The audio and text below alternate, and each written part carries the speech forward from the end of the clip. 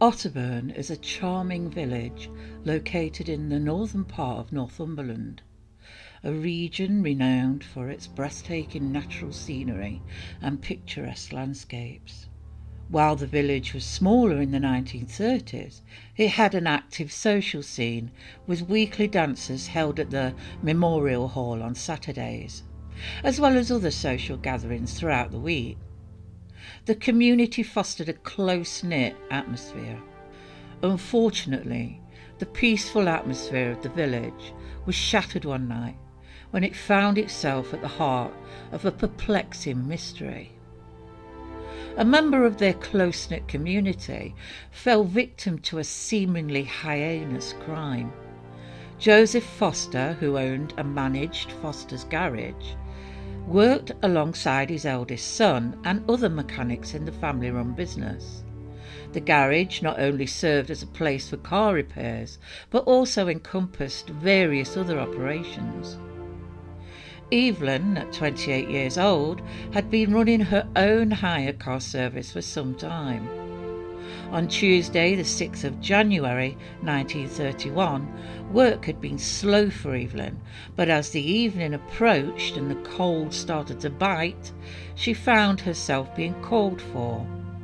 3 customers waited, along with some parcel drop-offs. Wrapping up against the cold outside, she headed off. When Evelyn arrived, the 3 passengers got in, and the parcels for the drop-off were placed inside. The witnesses on the journey that night recalled what happened and what they saw while travelling with Evelyn. Her first stop was at Horsley, 3 miles north of Otterburn, when one of the packages was dropped off. The front seat passenger, Mr. Glendinning, gave the package, which I believe was fire bricks for an open fire, to Hedley Anderson, the blacksmith of Horsley. Mr. Glendinning asked the blacksmith if he'd seen his sons, as they were due to collect some calves he had bought. The blacksmith, Mr. Anderson, replied that they hadn't, but he saw some lights in the distance, so he thought that would be them on their way. Now, while they had this conversation, Mr. Glendinning thought he saw some headlights from a car in the forecourt of a nearby local pub, the Reddersdale Arms. The other passengers, Mrs. Murray, who was seated in the back, was sure she had seen headlights passing them, but the other passenger, also sitting in the back, Robert Wilson, hadn't noticed any headlights, but recalled seeing a man, Douglas Nelson, who was delivering newspapers, cycling south towards Ellishaw Road. The next stop was a place called Stobbsgate, where Mr. Glendinning got out to walk the rest of the way up to his farm. On the journey towards Rochester, a car passed, shining its full headlights on Evelyn. She slowed down. Later, when asked by the police, the passengers recalled not being able to see the driver of the passing car. At Rochester, Evelyn's next stop was to drop off some bags of straw, leaving them with a couple of men who had come to collect them. The next stop was Robert Wilson's. He got out and started his walk to his farm. He recalled looking back and seeing the lights of Evelyn's car in the distance, and some minutes later he saw the car returning towards Otterburn. Mary Murray, the last passenger, got out at Birdhope Craig Farm. When she returned home at 7 p.m, she told her mother she was going straight out again, as she had another fare, who she had collected from Ellishaw Junction, and wanted to go to Ponteland to catch a bus. She explained to her mother that while driving home, she had been hailed down by some occupants of a car standing at the side of the road at Ellishaw Junction. A man approached and told her he was heading for Newcastle but had missed the last bus. Someone had apparently told him he could get a Newcastle bus at Otterburn. The passengers of the car had taken him as far as they could, but were going to Hexham, so they dropped him at the junction. Why is not known, as Otterburn is a short distance from the junction, and they could have turned into Hexham Road from there. But they may not have been local, and possibly didn't know that. Evelyn apparently explained to the man that the last bus for Newcastle had gone, and the only place he could get one at that time would be in Ponteland, and she would drive him there if he wanted. As it was a 40-mile round trip for her, she informed him the fare would be around £2, which was a good amount back in the 30s. But it may be less once it had been properly worked out. Once in Otterburn, the man decided to go to the pub to see if someone could give him a lift into Ponteland, but arranged with Evelyn that if he couldn't get a lift, he would wait outside the hotel for her near the bridge. Her worried mother asked Evelyn who this man was.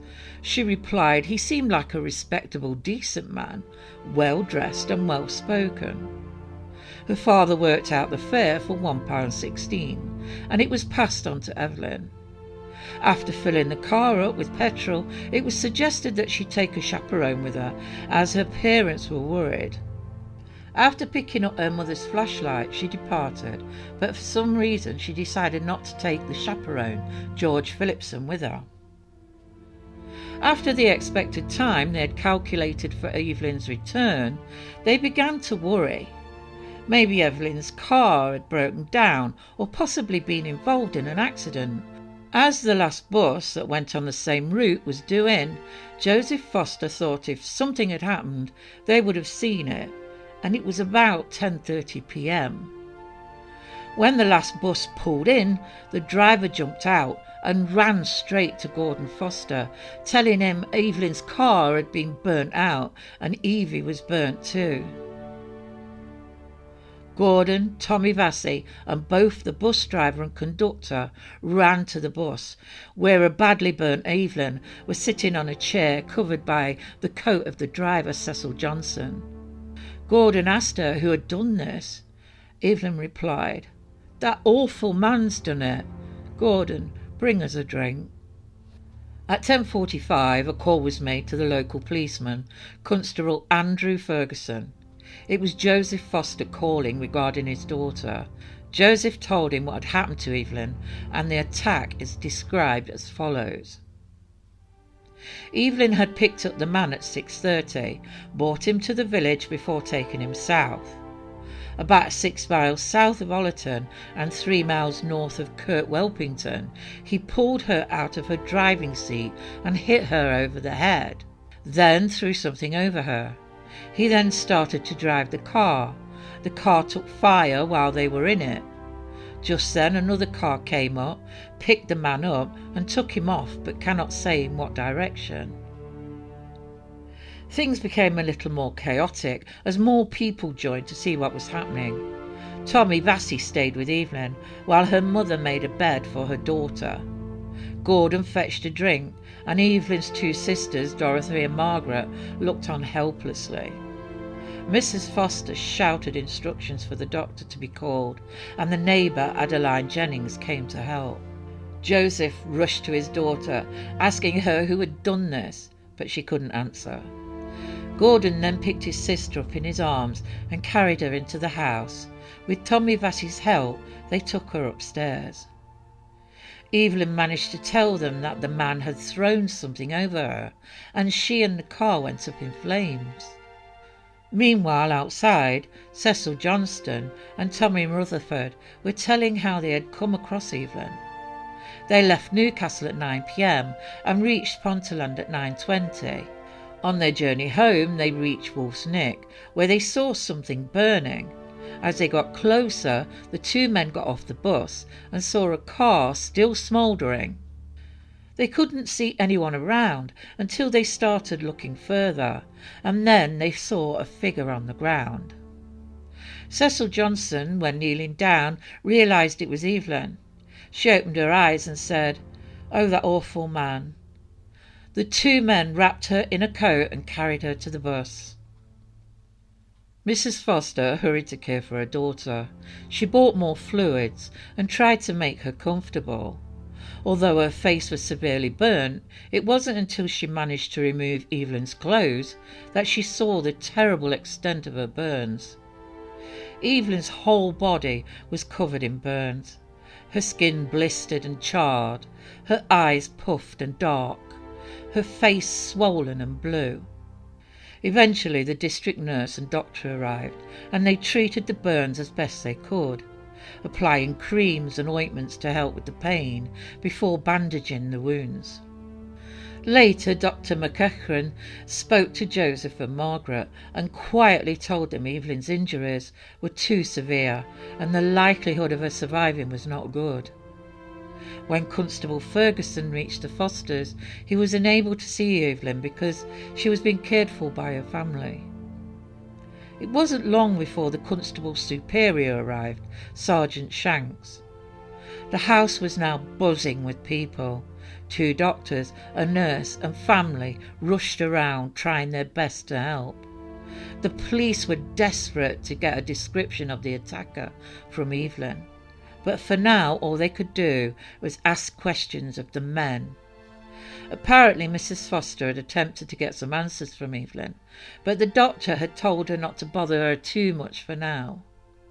And it's now, it would seem, that the police came under fire for not getting the information straight away.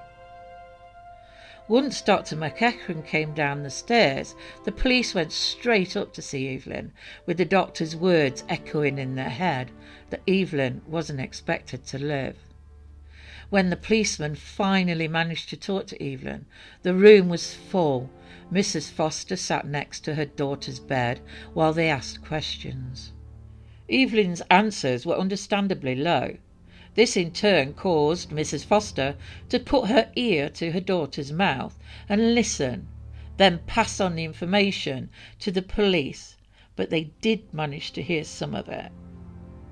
Constable Ferguson and Shanks then left after about 20 minutes, hoping to talk to her the next day.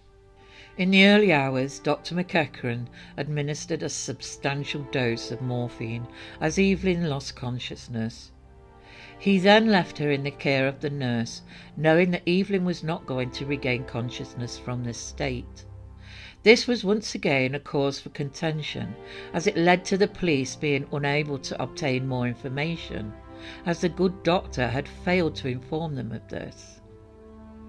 Because of the confusion after Evelyn's death, they had to rely on all those who were present at the time to give their separate statements. Mrs. Foster was at the forefront of the statements. As clear as she could remember, she gave the police as much information as she could, starting with what Evelyn had said about the man. Mrs. Foster told them the man had gotten out of the car to hail her down. She said she didn't know how many people were in the car or what they looked like, but thought there must have been at least 2, including the attacker.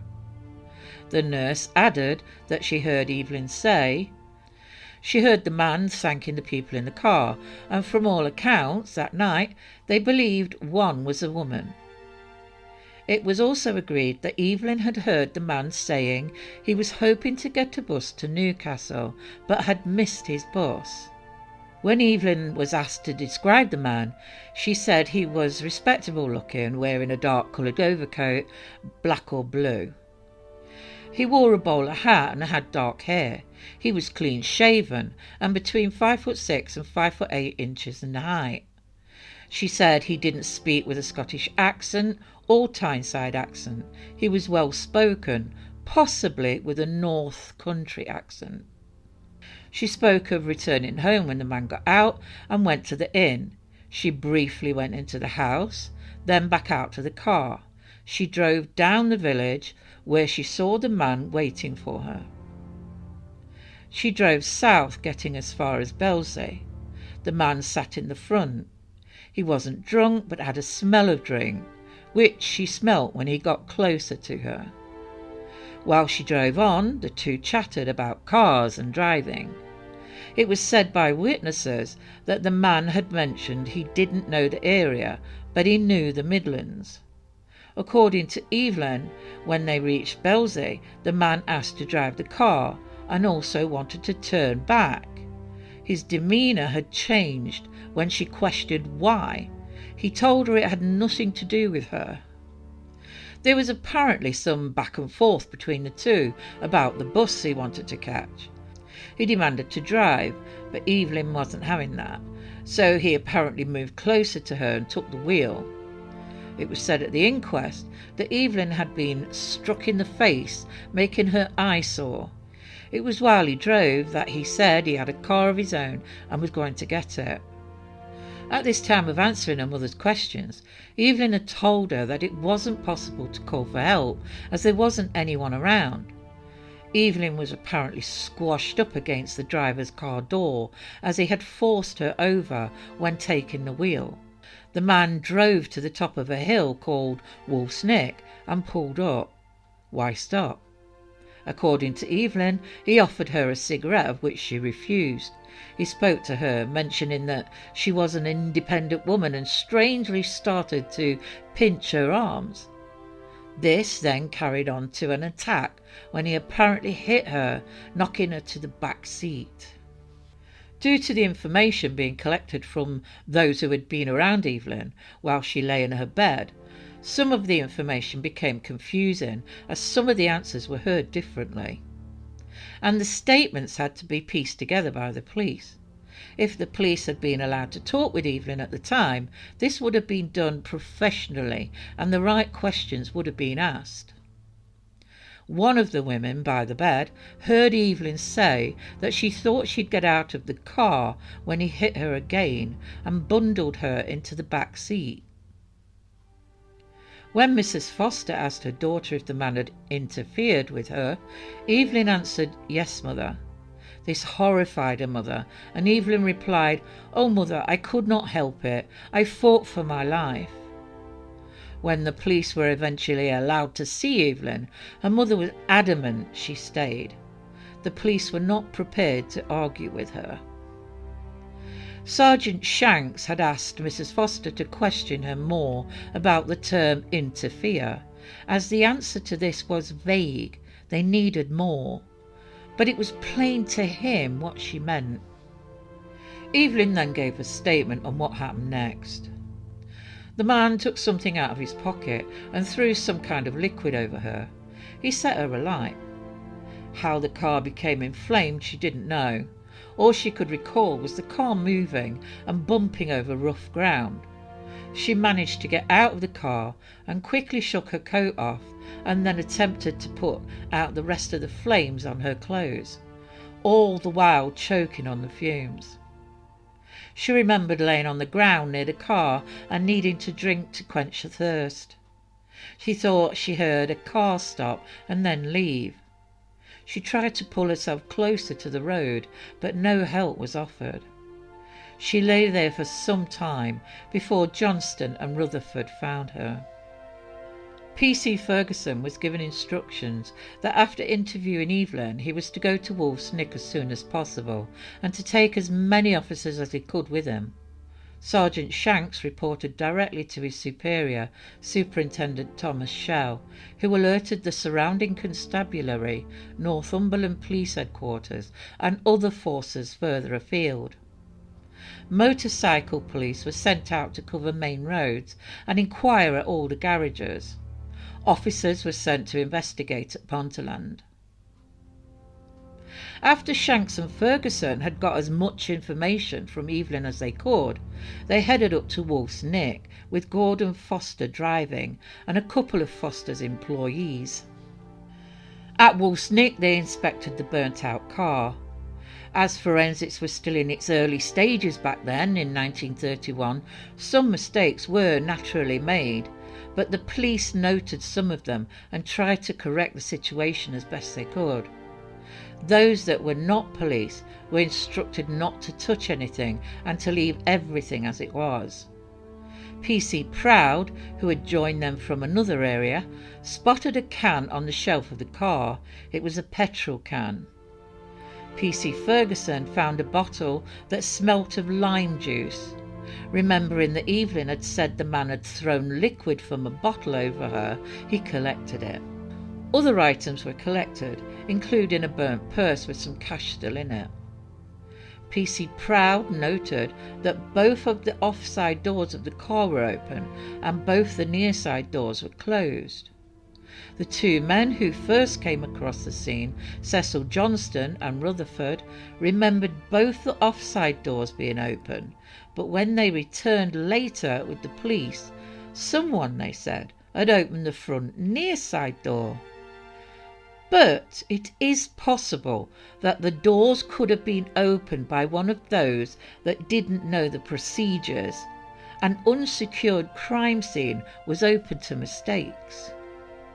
Before an officer from Ridsdale could secure the scene, a reporter managed to get there and had no qualms about looking around the area and disturbing the scene. Jack Jerome picked up Evelyn's scarf, handed it to his driver to look at, and it was placed over the headlights of the burnt-out car. His disturbance of the scene could have hurt the inquiry immensely. Inspector Edward Russell was called between 3 and 4 a.m, and as he was based in Purdue, it would take him some time to get to the crime scene. On his way, he requested PC William Turnbull to get to the scene and secure it. Turnbull travelled on his motorbike, arriving at 6:30 a.m, and secured the scene. Inspector Russell arrived at the Fosters' home at 6 a.m. to interview Evelyn, but when he arrived he was told by the family that Evelyn was unconscious and they were waiting for the doctor. Russell informed Superintendent Shell at Hexham. Russell then walked over to the Redesdale Arms to make inquiries. On his way he spoke to a man, Alfred Anderson, who had been outside the previous evening around 6 p.m. He told of a car pulling up and asking for directions to an inn. Anderson described the man as having a Northumbrian accent and the car had a Tyneside number plate. Anderson went on to add that he told the man there was an inn about a mile onwards. The man thanked him and drove off. Anderson also noted that there were 2 other men inside the car. The landlord, Benjamin Pryor, also remembered the men. They had ordered whisky for each of them.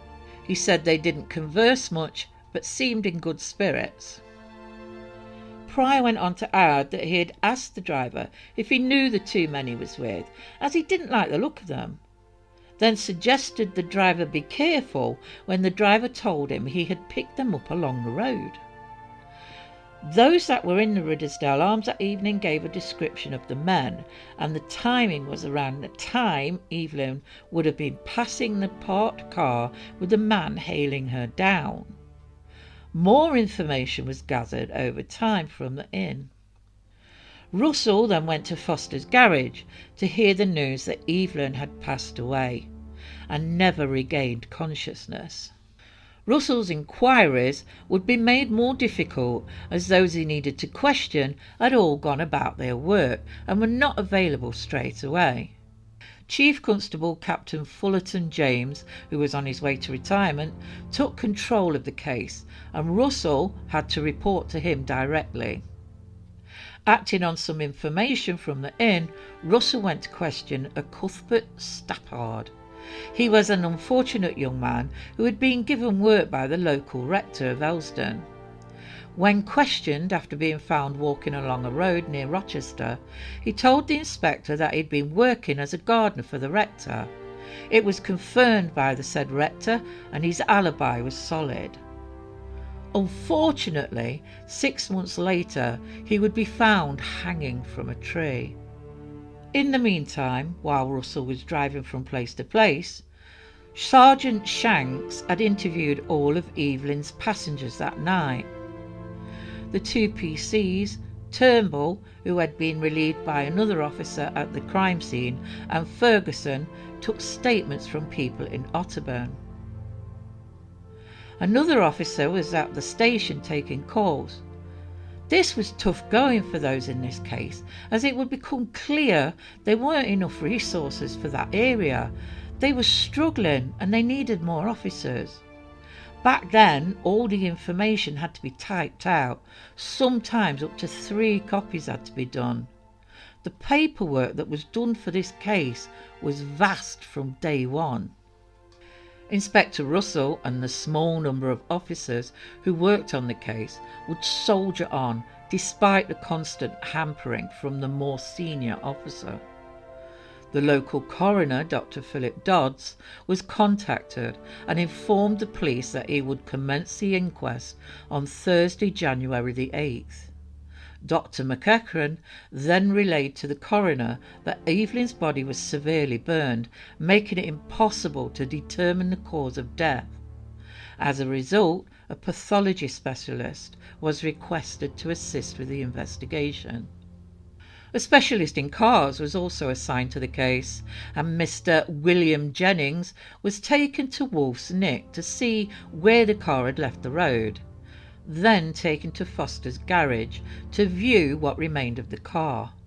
By now the phones rang endlessly, with people offering sightings of strangers and even offers of help. The media wanted exclusives from the police, and in the end the police decided to ask them for help. On the 7th of January, the police made an appeal to the public through a press release, asking for any person who may have been on that road between the hours of 7:30 to 10 p.m. to please communicate with them at Hexham.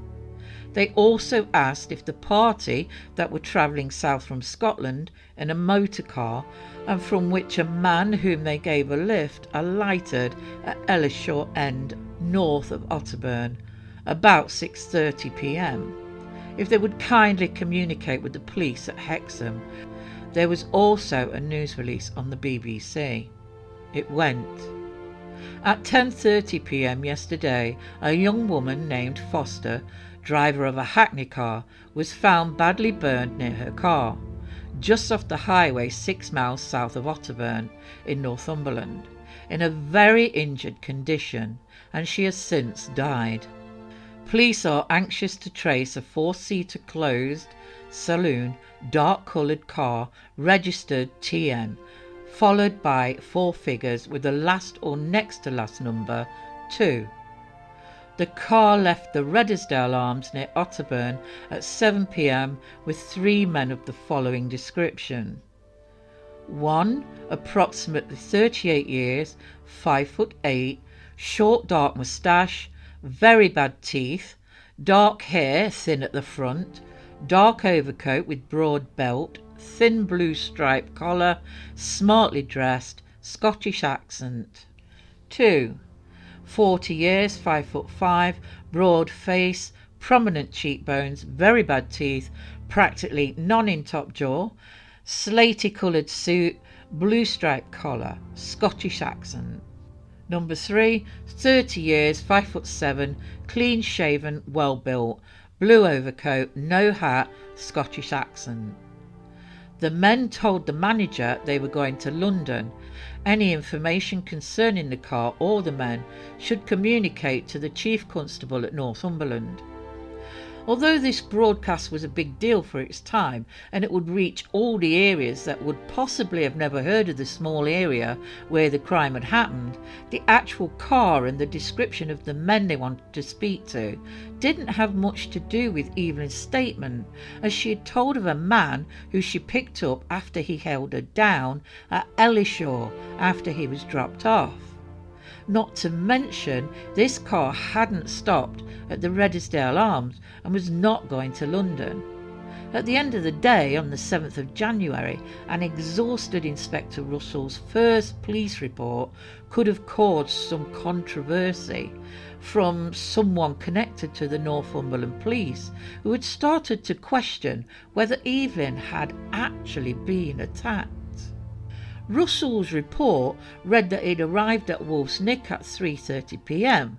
to observe the burnt-out car and the scene. He described the tyre tracks that showed the car had swerved from the west to the east of the main road. It had then gone down a steep embankment about 4'6" deep, and at an angle of 45 degrees. It continued down at about 90 feet from the road. It hit a marshy ditch where it veered left for another 108 feet across rough ground. He noted that the rear of the car was completely burnt out. The front wasn't badly damaged. Standing on the metal shelf at the back, which was practically all that was left, was a 2-gallon Shell petrol can standing upright. He found this odd, as it hadn't been in that position when PC Proud had been there in the early hours. The neck of the can was found close by, and the cap near to that. Looking under the car, he noted that the heather was scorched and burnt, but the tracks down were not, so he concluded that the car was set alight where it was found. He noted blood-like marks near the handle on the driver's side, on the near side mud guards, and some on the grass, which was dug up for evidence. He collected some items of burnt clothing that belonged to Evelyn, then arranged for the car to be taken to Foster's garage. William Jennings was asked to examine the site. He was an owner of a car showroom and a garage.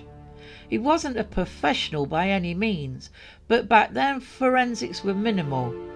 In his view, he found that the car had travelled around 10 miles per hour, as the stones that the wheels hit could have been dislodged if it had hit at greater speed, and the car could have overturned after hitting the stones if it had been going faster. He surmised that the steering wheel had possibly locked to the right, and where the tracks merged again, the steering had righted itself.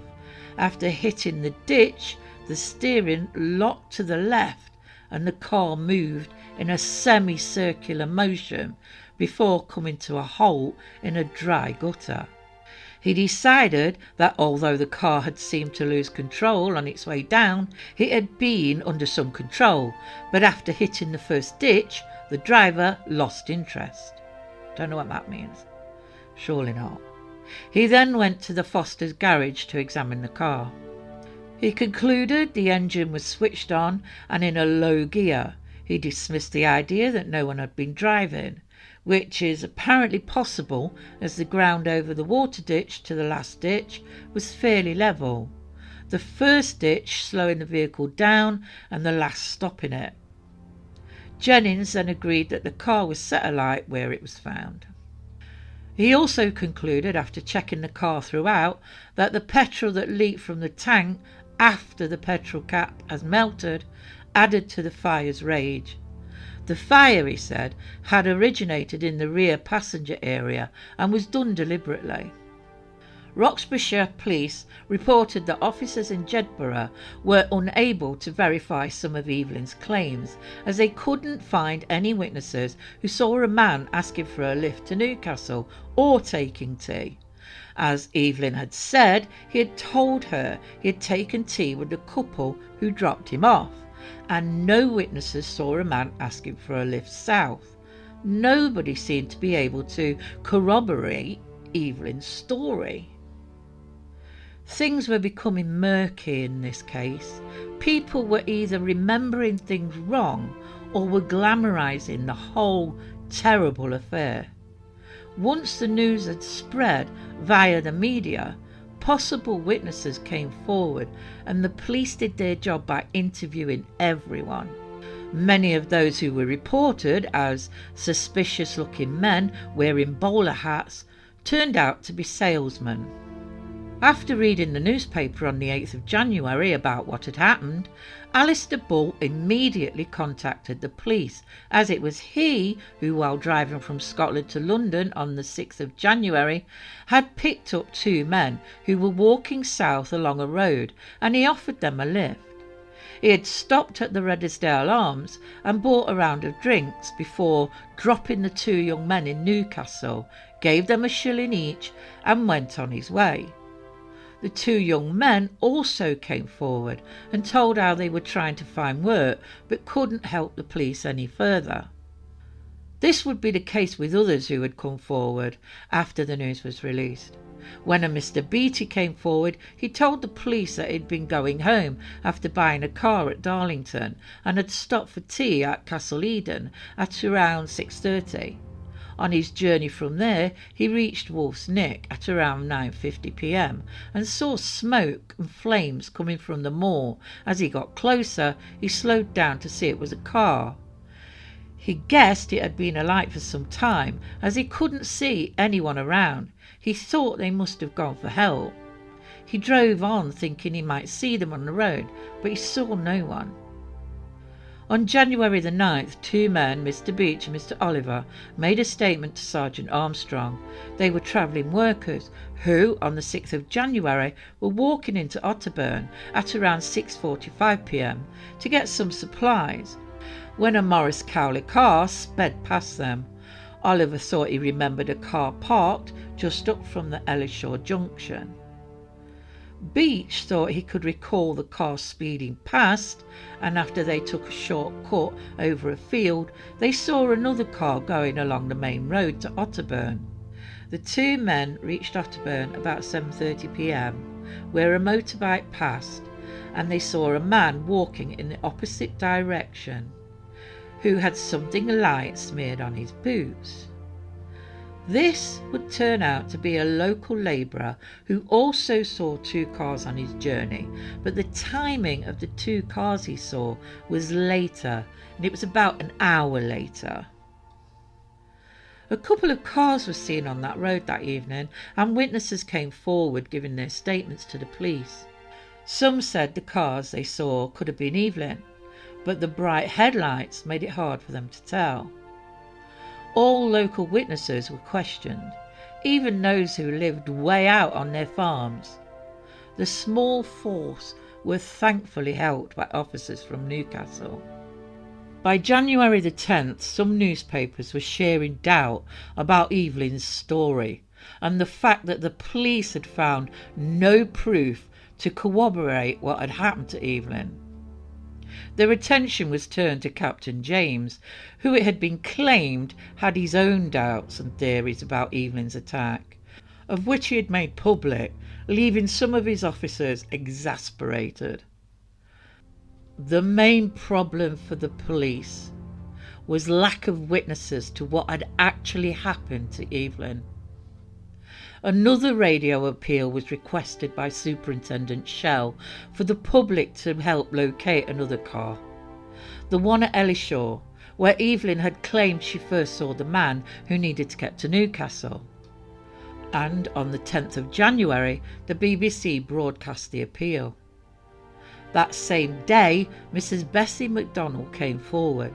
She told the officer of Belsey, PC Francis Douglas, that she'd been visiting a neighbour on the evening of January the 6th, and at around 8:30 p.m. she walked home. As she got to her house, she saw a car coming in the direction of Otterburn. She saw it was a grey saloon with shiny door handles. After it passed her, she heard a screech, and glancing back, she saw the car had pulled up. As she had entered her home, she heard the car driving back towards Otterburn. This corroborated some of Evelyn's story, but apart from this, they had nothing. The extensive searching, questioning and statement taking took its toll on the undermanned force, stretching them to their limits, but they stuck with it, working long hours with more and more reports coming in about strange men on trains and mystery men lurking in places people thought they should not be. Captain James's theory was that it was possibly an obsessed lover, so PC John Eckford was sent to retrieve any letters and papers that belonged to Evelyn from her grieving family. But after Inspector Russell had read them all, he decided they were of no help. It didn't help Evelyn's case when the barman on duty that night at the Percy Arms insisted there had not been any strangers in the bar that night and nobody came in asking for a lift. Two employees of Foster's did see Evelyn Hudson at around 7:20 p.m. Bus driver John Robson pulled up to drop off some papers. His conductor, Oswald Young, got out. While Robson waited, he saw a car approaching. It was Evelyn's Hudson, but he couldn't make out if anyone else was in the car. When Young returned, he mentioned the car, but Young wasn't able to see it properly.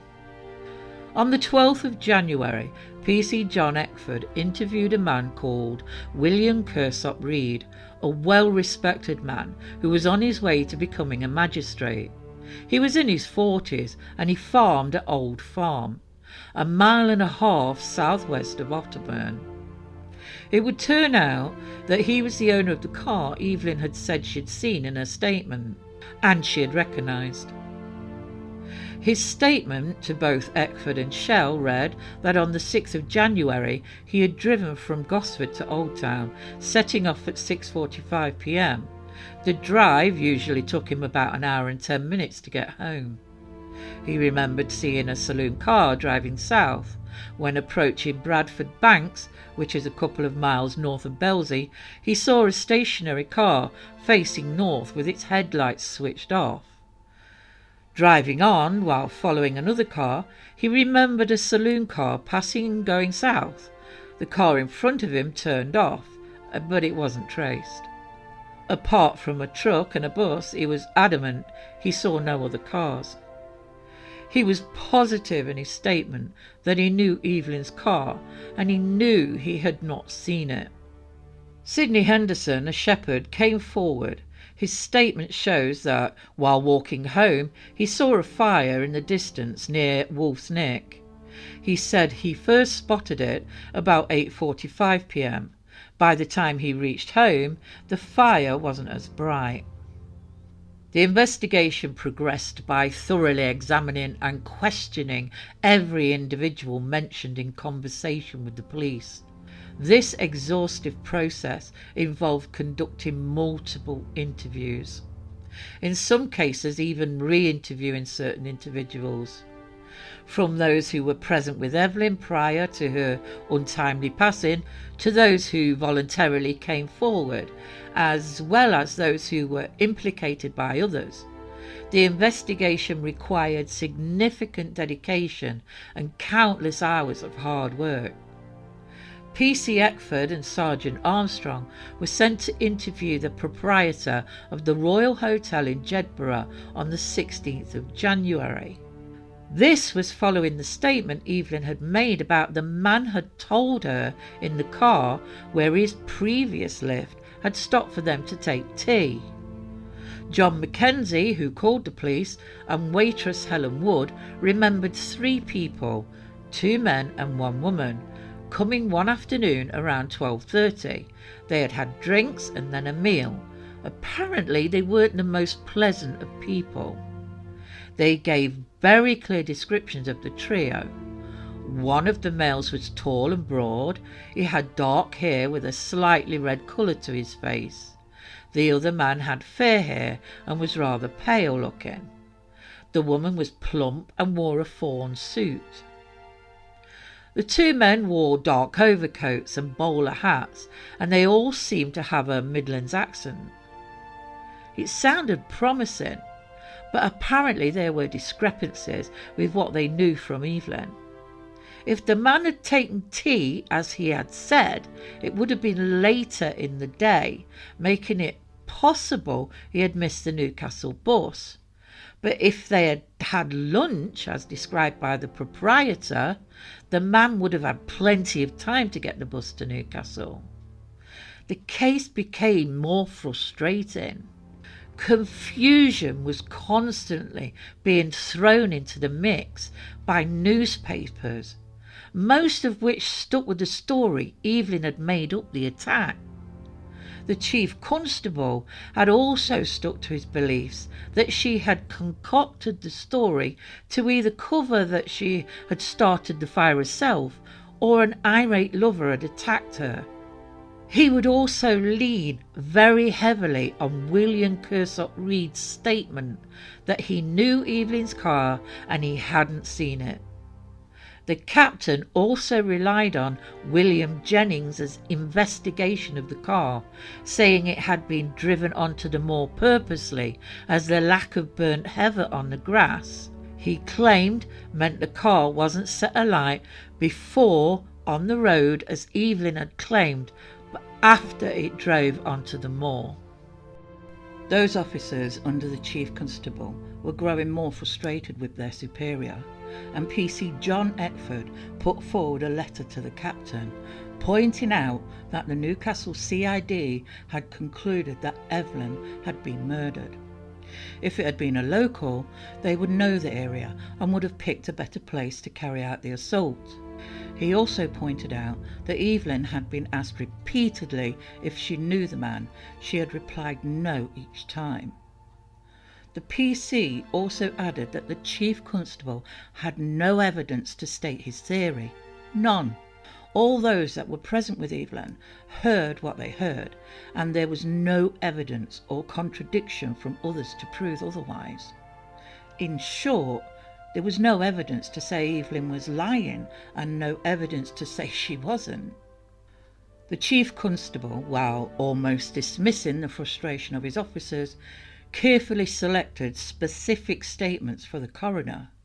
These statements were intended to draw the coroner's attention to certain aspects of the evidence that contradicted Evelyn's story. In a polite letter to the Chief Constable, the coroner, Philip Dodds, after having seen some of the media reports, had to ask for certain statements from John Kennedy and Albert Beach, whose statements he thought relevant to the case. Although the coroner was entitled to see any statements he needed, the Chief Constable told him the next day that those statements were not relevant. Dodds, it would seem, fought back, and the statements were put forward, so Kennedy and Beach gave evidence at the inquest. Professor MacDonald, who carried out the post-mortem, had been handed the remnants of Evelyn's burnt clothing. He then passed them on to Professor Dunn, who specialised in chemical analysis. The only item of clothing Evelyn's mother didn't have was her coat that she wore that night, as she wasn't wearing it when she came home after the fire. A small burnt piece of the coat was discovered along with her scarf at the scene. Dunn and his associates couldn't give a conclusive finding, only that the clothing smelt of petroleum and possibly paraffin. The coroner's report was released on January the 21st. It has been alleged that Mr. MacDonald, the coroner, visited the scene to observe and may have become more involved than intended by paying close attention to what the senior police officer had shared with him. The expectation was that his report would remain completely neutral and only focus on factual evidence. The pathology report stated that Evelyn had passed away due to shock after suffering extensive burns. That any signs of injuries caused by an attack, such as scratches and superficial injuries, were difficult to determine due to the severe burns. He did note that there was some blue discoloration on the root of her nose and on an eyelid, but after dissection there was nothing to say it was bruising. Supporting Evelyn's claims, MacDonald suggested that the distribution of the burns suggested Evelyn had been sitting for at least part of the time when she was on fire, and that the small round patches of burning on her upper body were consistent with something flammable splashing on her clothing. However, MacDonald didn't find any signs that Evelyn had been inappropriately touched, as there were no signs of lacerations or inner damage to a lower area under examination. But it wasn't until later, on the 26th of January, that he gave the second part of his report, which gave the explicit details of why he stated his reasoning that he could find no evidence of violation. This was a major blow to those who believed Evelyn's story, but the investigation must go on because no matter what, something had happened, but by who was the question. The inquest continued on the 2nd of February 1931 in the Memorial Hall. Before the court proceedings began, Dodds took a moment to caution the jury about Evelyn Foster's statement. Dodds emphasised that the statement, as relayed by her mother, should not be regarded as an absolute fact. Instead, it was the jury's responsibility to carefully evaluate the evidence that would be presented to them in order to determine its veracity. The first witness was Evelyn's mother, Mrs. Margaret Foster. She endured a lengthy grilling that lasted an hour and 40 minutes. She was then questioned by the solicitor for the police, Mr. Smirk, who apparently tried to discredit Mrs. Foster's statements to the police, as some of her wording didn't match what she had originally claimed Evelyn had said. Apparently, Smirk would go on to try and discredit other members of the Foster family. But Evelyn's story had been heard by at least 6 people, and that was a fact. When Mrs. Foster was asked if Evelyn had understood her when she asked if the man had interfered with her, she answered positively, yes. Was there any doubt about that? She replied, no. It had been up to the police to try and determine what Evelyn may have thought interfere meant, as back in the 30s young women were taught not to let a man touch you and to keep pure until marriage. So interfere could have meant a number of forms of unwanted advances, but Mrs. Foster knew what she meant, and she was adamant her daughter understood. But the facts from the medical records proved otherwise, and Mrs. Foster had just proved her daughter had lied. As the inquest went on, it would seem that some witnesses were not called, as their statements had been withheld by the Chief Constable. And it would also seem that because of those statements being withheld, the course of the inquest went towards the likelihood that Evelyn had caused the fire herself. It was especially noticeable when the coroner summed up the case to the jury, where he mentioned that it wasn't likely that a stranger would carry a tin or a bottle of petrol around with them. And he added, why hadn't Evelyn taken a known male companion with her, as her mother had suggested? And there was no evidence to show Evelyn had travelled to Belsey that night. Although there were 5 witnesses, only one of them saw a car. Although Evelyn had claimed the man had thrown some liquid over her, only traces of petrol could be found on her clothes. If the car had been alight on the road, why would the man drive off the road with the risk of injuring himself? He went on. There was no direct evidence the burns had been caused by a third person. It would be improper to bring in a verdict of that description unless they were satisfied beyond doubt as to how they were caused. After 2 hours and 10 minutes, the jury returned with the verdict that it was willful murder caused by some persons unknown. When a surprised Dodds asked if they had found that some individual had willfully poured petrol over her and set her on fire, the foreman replied, yes, we do. The waiting reporters, who were also surprised by the verdict, stood outside the memorial hall, and the chief constable came out. He told them the verdict went against the evidence and that he was satisfied that neither the car nor the assailant existed.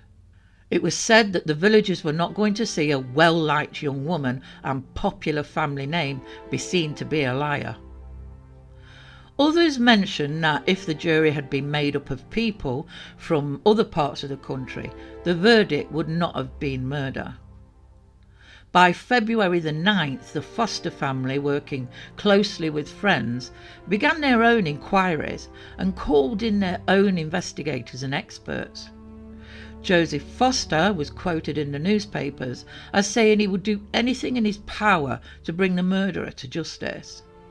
Unfortunately, they would find themselves being led a merry dance with far-fetched stories coming to light. One theory that caused an uproar was about Mrs. Charlotte Clark of Trough-End Hall. Apparently, before Evelyn's death, the Clark family and Foster family had had a dispute over some business transaction. After this, the Clarks stopped using the Foster's garage and used another in Otterburn.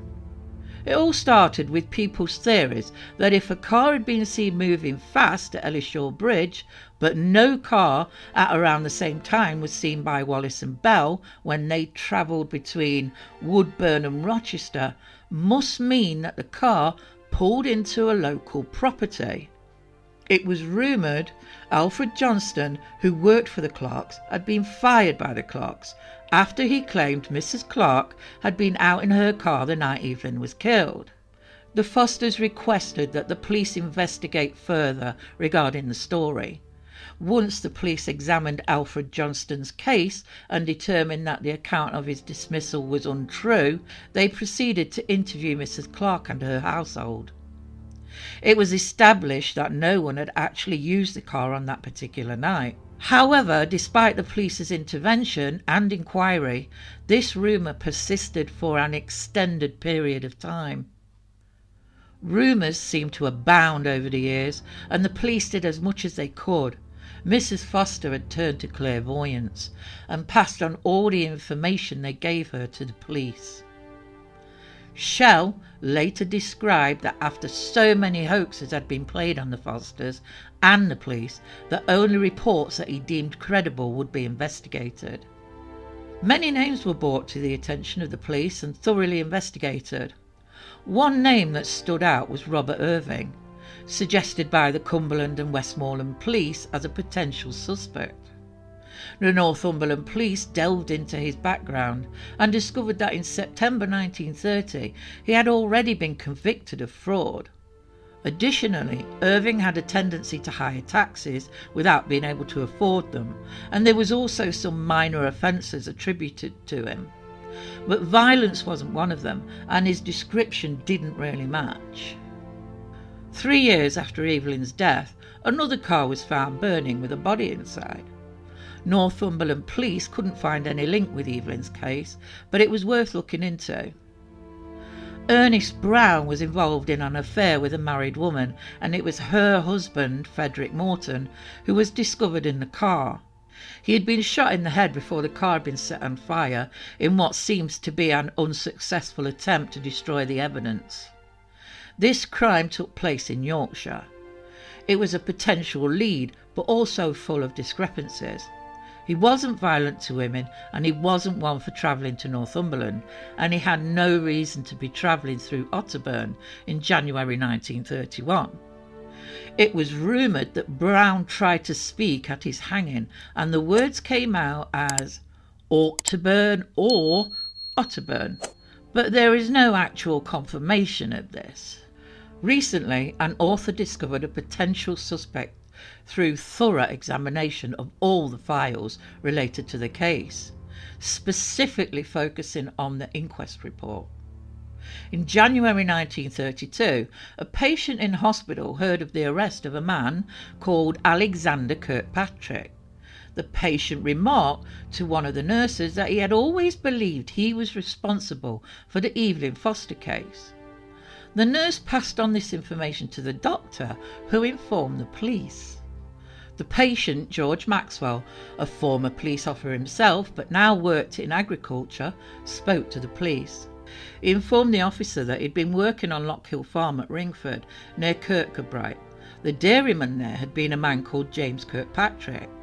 And about a week after Evelyn's murder, James's brother Alexander, who was on a month's leave from the army and based at Berwick-upon-Tweed, came to stay with his brother.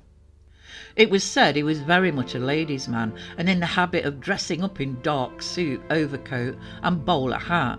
He was often heard boasting about his female conquests.